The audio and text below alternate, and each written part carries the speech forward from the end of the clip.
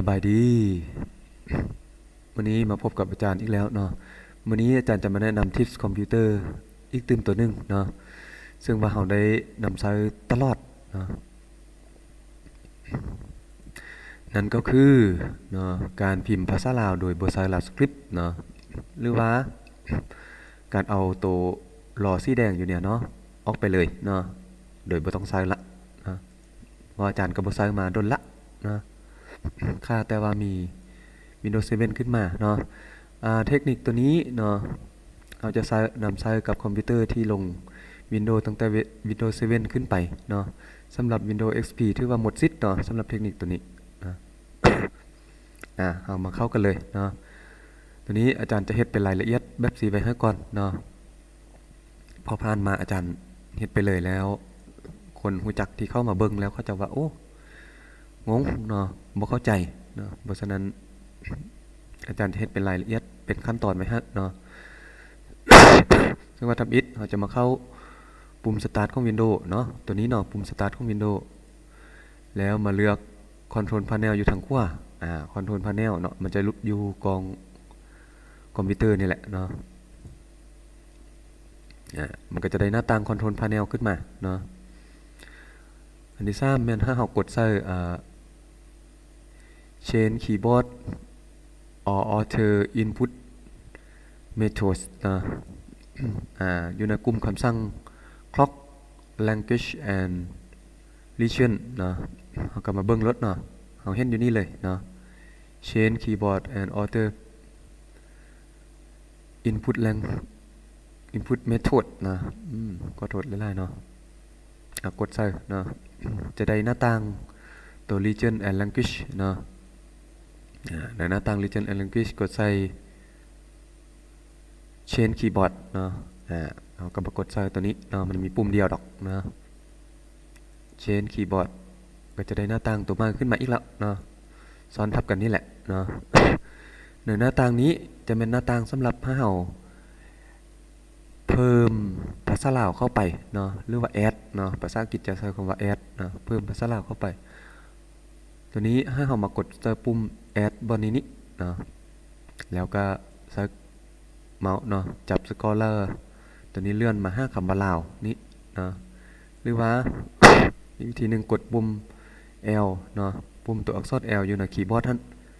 ก็มา5ลาวตัวนี้คือกันเนาะแล้วหลังจากนั้นเราก็กดบวกทางหน้านี้จากกดบวกมันจะเป็นลบแต่มันจะมีฟังก์ชันเพิ่มขึ้นมาเนาะก็มากดบวกหน้าคีย์บอร์ดนี้อีกเนาะมันก็จะมีคำว่าลาว US show more เนาะเราบ่สนใจตรงนั้นนะเรากดติ๊กแต่ลาวนี้เนาะ แล้วกดโอเคเนาะทีนี้เราก็จะได้ภาษาที่ใช้ในการพิมพ์เรามี2ภาษาเนาะภาษาอังกฤษกับภาษาลาวแล้วเนาะหลังจากนั้นขั้นตอนสุดท้ายก็คือกด apply เนาะอยู่ในหน้าต่าง text service and input language นี้แล้วก็เป็นอันสำเร็จเนาะapply user เนาะapply อยู่นี้เนาะกด apply เนาะพอเรากด apply ปุ๊บเราจะสังเกตบอลนี้เนาะบอลนี้จะมีตัว en เนี่ยเนาะภาษาอังกฤษนี้ขึ้นมาเนาะเวลาเราคลิกใส่ตัว en นี้มันก็จะมีภาษาให้เราเลือกอยู่2ภาษาเนาะเพราะว่าเมื่อกี้เราแอดมาเห็นบ่มีเราแอดมี2ภาษาภาษาอังกฤษกับภาษาลาวเนาะเวลาเราต้องการพิมพ์ภาษาอังกฤษอันนี้มันติ๊กอยู่ทางภาษาอังกฤษแล้วเนาะถ้าเราต้องการพิมพ์ภาษาลาวเราก็ติ๊กใส่ภาษาลาวเนาะตัวอย่างเนาะเอาตัวพิมพ์ซะนี้ซะเนาะเราสังเกตเบิ่งตัวนี้เป็นลาวแล้วเนาะเราลองพิมพ์ภาษาลาวเบิ่งเนาะสบายดีเนี่ยถ้าเปลี่ยนตัวนี้มาเป็นอังกฤษนะhello นะเห็นป่ะแม่นเราจะใช้วิธีเปลี่ยนสลับอยู่นี้เนาะโดยที่บ่ต้องได้มาใช้ตัวปุ่มลาวสคริปต์แล้วก็ต้องมากดปุ่ม push back เมี่ยงพวกนี้เนาะแม่นเราใช้วิธีนี้เลยเนาะง่ายสบาย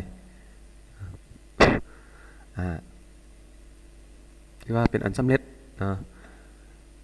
ทวนคืนนิดนึงเนาะเข้าปุ่ม start นี่แล้วก็ใน Windows นี้แล้วก็มา Control Panel เนาะกดใส่ Change Keyboard and Language นี่เนาะแล้วก็มา Change Keyboard เนาะแล้วก็มาเพิ่มเนาะตัวอย่างตัวนี้อาจารย์มีภาษาลาวแล้วอยากเพิ่มภาษาไทยเข้าไปอาจารย์ก็แอดเข้าไปเนาะอาจจะพิมพ์ทีซะเลยก็ได้เนาะตัวนี้เป็นภาษาลาวอยู่เนาะพิมพ์ตัวทีใส่เห็นบ่จะมีหลายๆตัวแต่ว่าเราเลือกเบิ่งไทยเนาะก็ขั้นตอนเฮ็ดคือกันเนาะแต่ภาษาไทยนี้จะมีหลายๆตัวเนาะเราเอาตัวทำอิฐเลยง่ายที่สุดเนาะโอเคบ่ apply เนาะเป็นอันสำเร็จเนาะวันนี้เบิ่งนี้เราจะมีภาษาให้เลือกมีภาษาอังกฤษภาษาลาวภาษาไทยแล้วเนาะส่วนว่า ผู้ได้เรียนภาษาเกาหลีเนาะภาษาจีนหรือภาษาสเปนเรื่องต่างๆเนาะเราก็มาใช้วิธีการคือกันนี้เนาะแอดเข้าไปลดเนาะเส้นภาษาจีน China เนาะใช้ตัวใดเนาะ China Simplify เนาะ Microsoft Pinyin เราก็โอเคไปเลยเนาะถือว่าสำเร็จเนาะสุดท้ายเนาะอย่าลืมเข้าไปนั่นของเฮาเนาะ YouTube ของเฮากดไลค์กดแชร์ส่องที่ส้มคิดนำอีกเนาะเพื่อเป็นกำลังใจให้อาจารย์เฮ็ดคลิปต่อๆไปเดี๋ยวต่อไปอาจารย์จะเฮ็ดโตนี้เนาะสืบต่อจากตัวเมื่อกี้แหละเนาะ